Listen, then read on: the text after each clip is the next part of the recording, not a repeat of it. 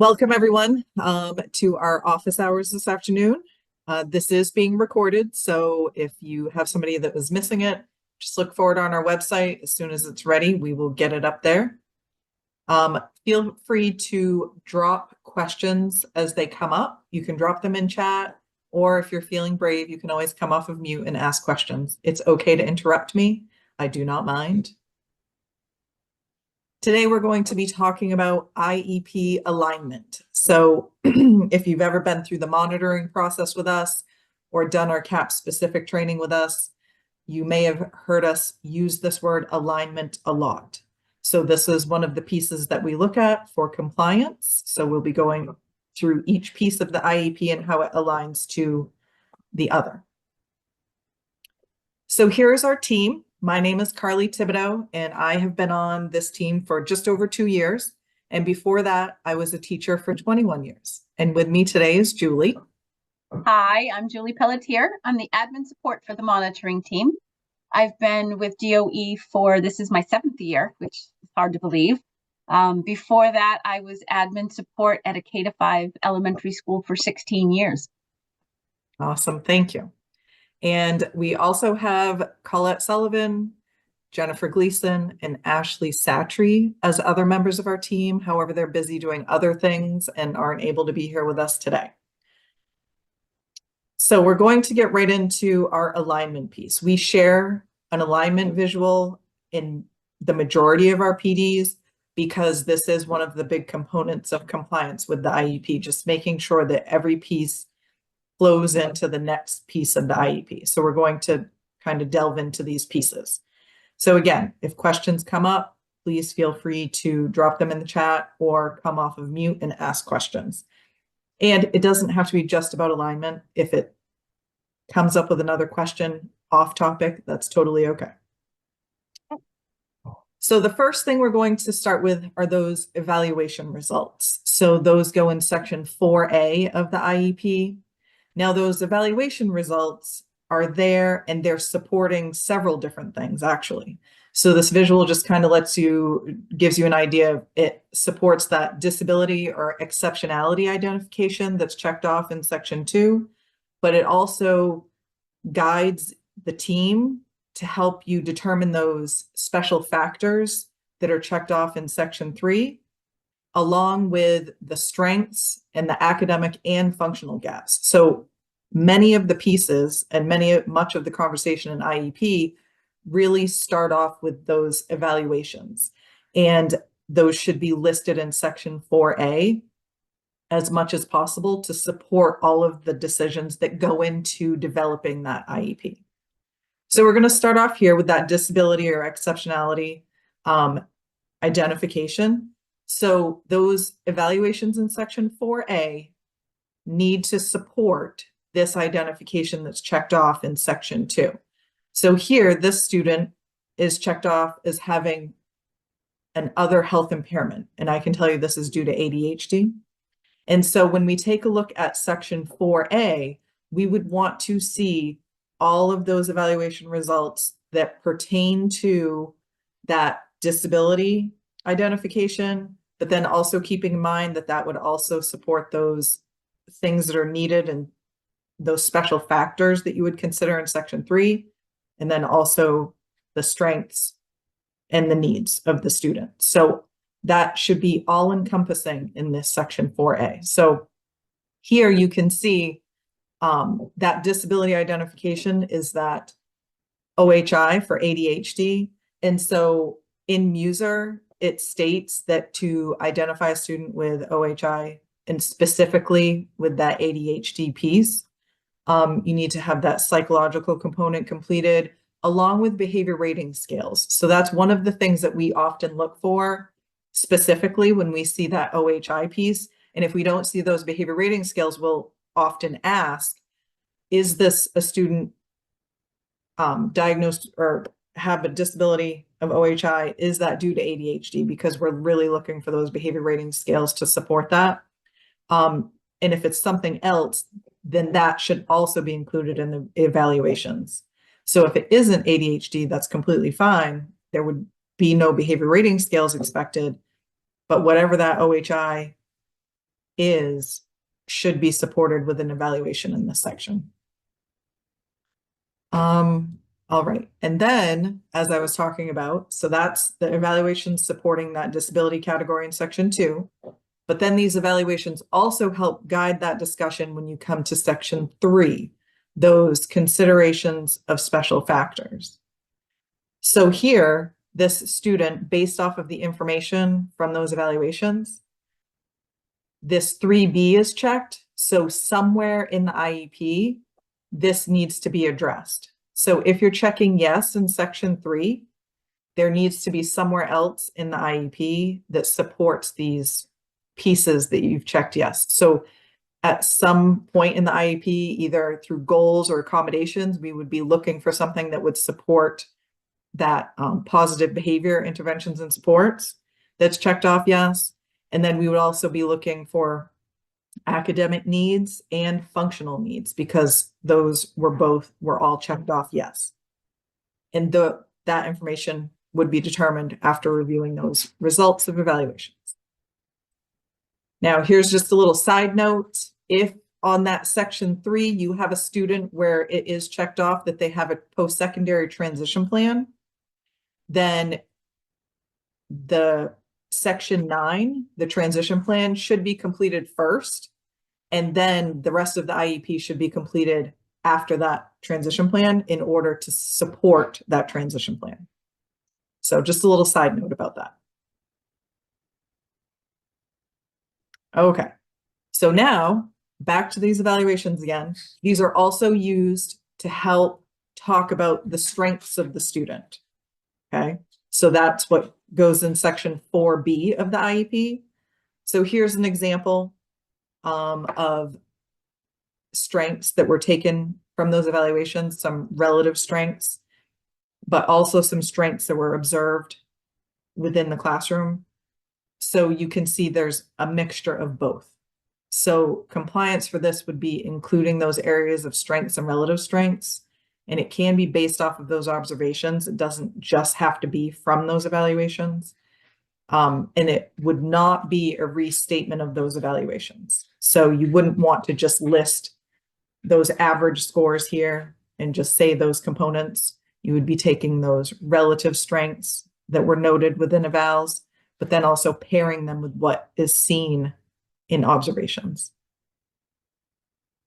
Now, those evaluation results also, as it shows down here, go into those distinctly measurable and persistent skill gaps for both academic and functional, if it's appropriate. For this student, it is. They have academic needs and functional needs. So then you would use those evaluation results and help the team guide that discussion about what those skill gaps are going to be that the student would be working on within that year of the IEP. So in this case, this student is going to work on academic gaps. You can see reading decoding, reading comprehension, essay composition, and multi-digit addition subtraction. And just a side note, you do need to make sure there's a how statement with those skill gaps that are listed. We do recommend and say it's best practice to document these in a bulleted list because it does help with alignment. I can easily see there are 4 gaps here. So I know that when I'm thinking about my goals, I know there are going to be 4 goals. Then when we look at functional, we have a handwriting gap, and then we have a responding to questions gap. So we've got 2 functional gaps. They each have their own how statement. So you can see those listed here. All right. So then once you have section 2, 3, and 4 aligned, then you want to make sure that as you're going from those academic and functional skill gaps that you listed in section 4, that each one of those has a present level and goal aligned to that. And there should be a one-to-one correspondence. And that's why we talk about that bulleted list to help very easily see these are the gaps I'm going to work on, so I should have a goal for each one of these.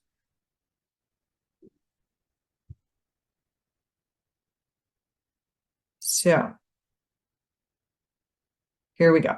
So we have a present level and goal for each distinctly measurable and persistent skill gap that was listed in section 4. So these are the academic ones. So you can see that we have the 4 academic skill gaps that were listed, and then we have 4 goals. So we have a goal around decoding, around comprehension, essay composition, and addition subtraction. So there needs to be that one-to-one alignment when we're looking from the academic section 4C to the academic goals. And every goal, remember, the present level and goal are together.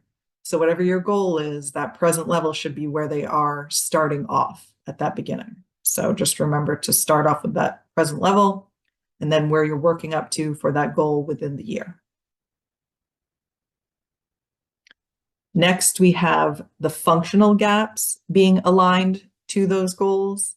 So you can see here those 2 functional gaps listed again. And then these are the 2 goals. So you can see there's a goal around handwriting and then a goal around responding to questions. And again, having a very clear present level of where the student is starting off with that gap or deficit and where they're going to go within the year within that goal. They should be aligned to each other.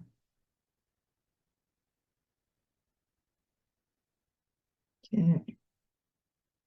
Next, we're moving into the goals now being aligned with a service on the service grid. So this only highlights the functional goals because, as you can imagine, those academic goals also need to be included. However, this just shows the alignment between the functional goals. So we have a goal around handwriting, which is going to be given by the occupational therapist.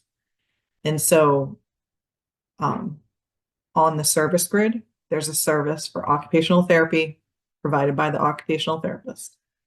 Then we have the other functional goal around given speech language therapy.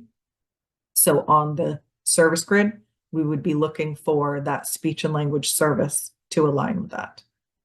And then for those other academic services, I know there's no slide here for that, but you would have specially designed instruction, because if I go back to the academic goals, each one of these say given specially designed instruction, given specially designed instruction, specially designed instruction, specially designed instruction. So on the service grid, we would expect to see under the specially designed instruction that they are receiving these services: reading, a writing, and a math. Okay. All right. So next, we want to talk about if you have any goals that have specifically in them any type of accommodation or modification listed, that it's represented under the supplementary aid services, modifications, and or supports in section 6.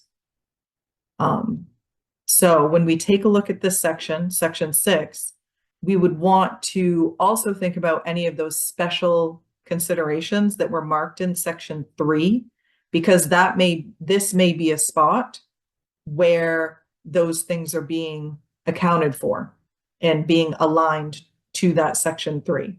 There may not be a goal related to what's checked off in section 3. However, it may be documented in section 6 as an accommodation or modification.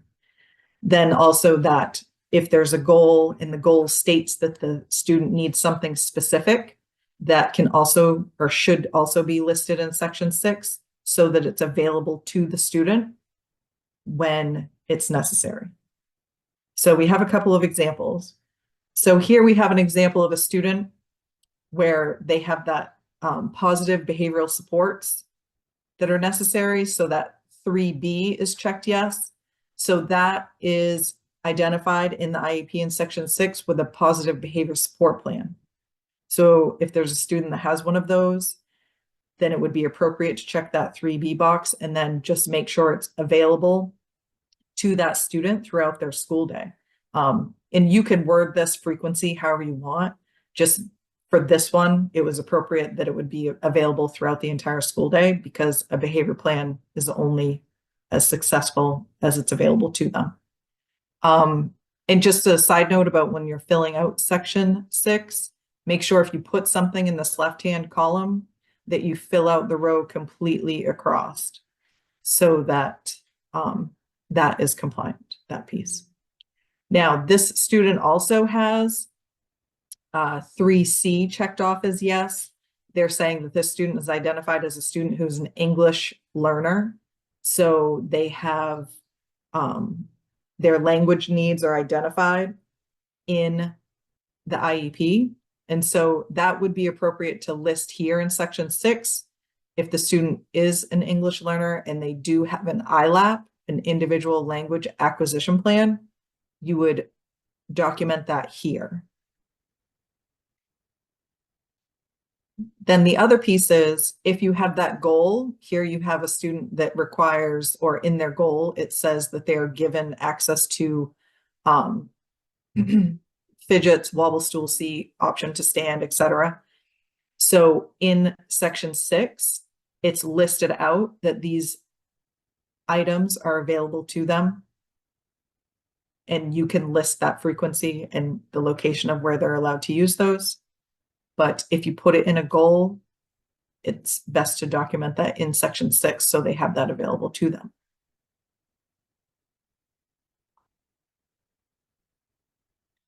All right, moving right along. The next piece is thinking about all of these things combined as it relates to the least restrictive environment. So you're taking into consideration all of these pieces that you've just put together from the beginning of the IEP all the way through to section 7 where those services are. And then you're thinking about what is the least restrictive environment for the student based off of all of that information. So when we're looking at that least restrictive environment statement, we're really looking for a statement around why the student is being removed from the gen ed classroom and not able to be with their gen ed peers due to the nature and severity of their disability. So when we think about that least restrictive environment statement, that's what we're thinking about. So here's just an example of how you could say this for Jack. Jack's other health impairment due to ADHD is to such a degree that he requires small group instruction in the special education setting. So it can be a very simple statement such as that. Okay. Any questions? I feel like I went kind of fast, but alignment, there's a lot to it, but there isn't. So please, if you have any questions, feel free to ask. I don't see anything in chat, but. Nope. Okay, well, if anything comes up, please jump in. But we have a little quiz for you. So again, if you're not comfortable coming off of mute, that's fine. You can drop it in the chat, or you could just sit back and let other people answer the questions. So here is an example of, we have a section 4C with those academic skill gaps listed, and then we have our academic goals. This is non-compliant the way that it is. Can anyone catch what the non-compliance is? This is a tricky one.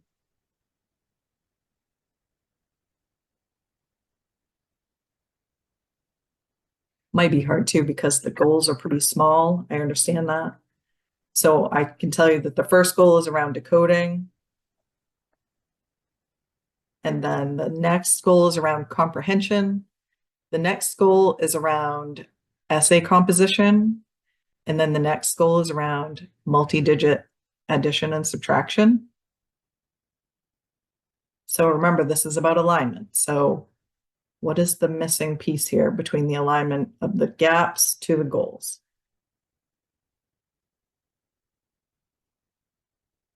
Is it about capitalization? The composition? No, I said capitalization. It says beginning capitalization. Oh, yes, beginning capitalization. Yes, the conventions, exactly. Convention. Yes, and someone dropped that in chat too. Thank you.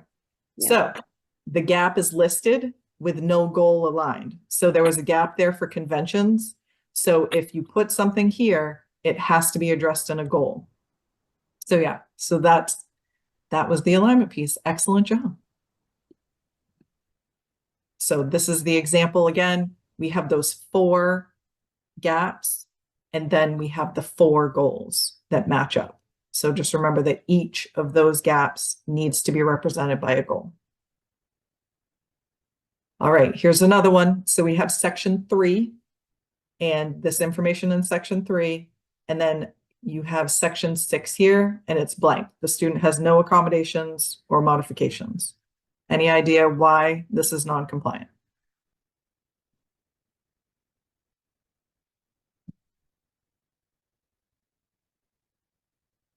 Doesn't have, because you clicked yes on B. Right.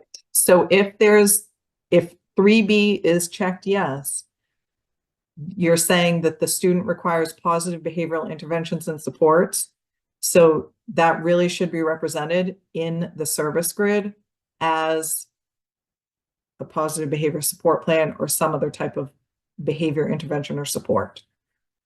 So it might look something like this, or a positive behavior support plan in place if you check off that 3B. All right, then we have a little bonus one.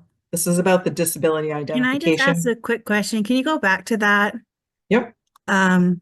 The frequency. Now, that's being talked about, right? As far as like as needed, or so this throughout the entire school day, that's okay to put in there? Or does it have to be specific? I feel like at one point it was like we had to be very specific, or they were going to change to, times throughout, but is as needed a good way to put it as well, or? You can definitely do as needed. Okay. However, with this specific example, it's needed all the time. Yeah. So I think that was the best wording for this one, just because they need access to it for the entire school day. Okay. So I feel like as needed is as people see fit that the student needs it, but the positive behavior support plan really needs to be accessed whether people feel like it's needed or not. So the word, yes, but it's up to you. It's an IEP team decision how you put that wording in there. Well, not necessarily like this. Yeah. Like this example. Yes, it has to be all day because everyone has to be on board with it. But I guess like if there was a different example of like, has extra space for classroom, because of this, would that be as needed? Like that's where I'm saying like you definitely can use as needed. Yes. I have a question. Yep. If it is checked yes, does it actually have to say positive behavior support plan, or within those accommodations, can there be other strategies or supports listed, but not actually what's considered that behavior support plan? Access to fidgets, access to alternative environment for work completion, that type of thing. Does it need to say positive behavior support plan if B is checked yes? No, it does not. It's whatever would be in place for that student for those behavior or positive behavior interventions and supports. So in this example, it's just that positive behavior support plan, but you're right, it can be other positive behavior things in place of this.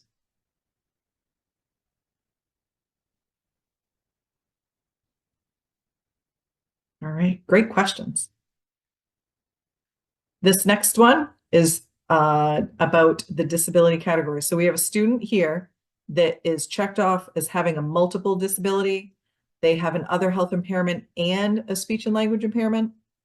So the question is, when you're listing speech and language as a service on the service grid, are you listing it as a special education service on the top half of the grid or as a related service on the bottom half of the grid?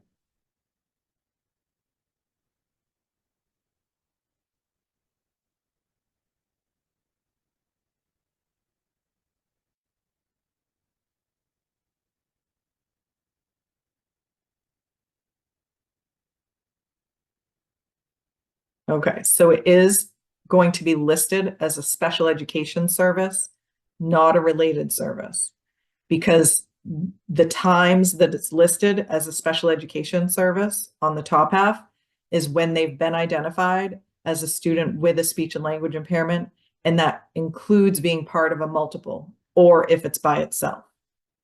And the other time is if a student is identified with autism and speech and language is their only service. So if it's part of a multiple, speech and language would be on the top half as a special ed service. So you would put it here versus being on the bottom as a related service.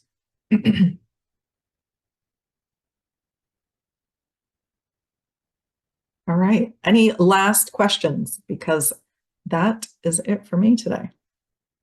I have a couple of resources to go through, so don't run off quite yet, but you can think about your questions and feel free to jump in. These are just a few of our resources we like to share. I did drop the link to the PowerPoint in the chat. If you complete our feedback form, you'll also get a copy sent to your email if you request a contact hour certificate for today.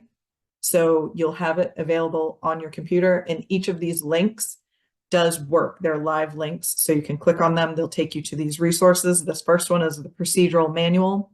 Great resource for all special ed forms. Our next link is to MUSER, the Maine Unified Special Ed Regulations. Has all the regulations, not very user-friendly, but we still put it out there for all of you to access. Our next resource is the 24-25 IEP quick reference document. So we update this annually. This is our newest version. It goes through all of the pieces of the IEP that we look at when we're looking at monitoring, and we have broken it up into compliance and best practice. So anything listed in red is compliant, and anything listed in blue is best practice. And this is a change in format. If you've seen this in previous cohort years, we have embedded it right on the IEP form. We've had really good feedback. This is very helpful. So hopefully you're able to access that and use that if you need it. These are many resources. Our first one is our PD calendar. So that goes over any of the PD being offered at the Department of Education. But it also takes you to our PD. If you look up our team, I think that's the easiest way because there can be a lot of stuff on that PD calendar, but I think it's listed under our supervision, monitoring, and support. And then the second link is to recordings and PowerPoints. Every training that we do, these office hours or anything outside of this, we record them, put them on our website, and they have PowerPoints that go along with them. Then we have other resources like that quick reference document and laws and regulations and forms and reporting. Then these are the topics coming up and registration links for our professional development for this 24-25 school year. So you can see we're already into our third one on alignment. We have a few more to go up through up through December. And then we have many more on the second half of the year. We go to the end of May. So please come back and join us for any PD. We love when people join us. It's always a good time. We have many guest speakers this year too, so that's exciting. Now this is that contact hour and feedback form that I was talking about. And so if you fill this out, give us some feedback about our professional development. We really appreciate it. We try to adjust our PD so that, I'm going to try to drop this in. Okay, there we go. I just dropped it in the chat, the link to this form.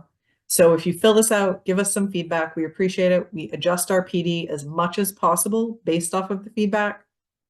And then you also will select a training, and today's listed as 10/9/24 IEP alignment. So that's the training that you would select. And then you put in your email, and I send you a contact hour certificate along with PowerPoints of today's training and the IEP quick reference document and our PD schedule. So you get lots of goodies in the email.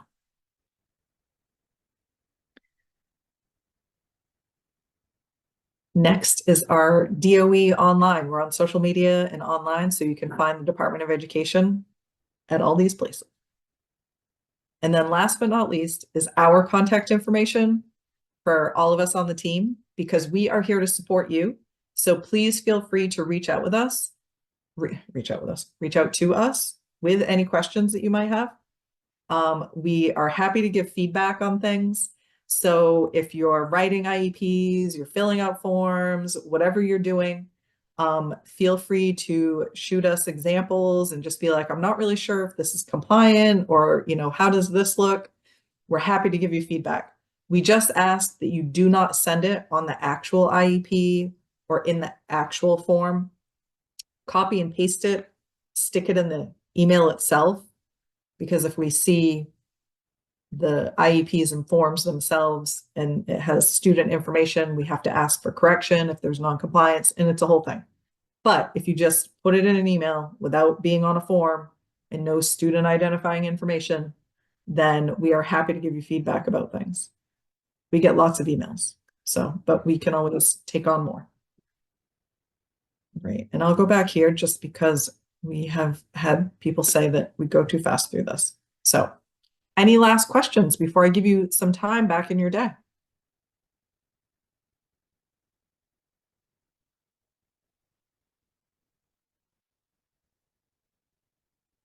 All right. Well, thank you all for joining me this afternoon, or joining us, joining Julie and I. It was very good to have you here.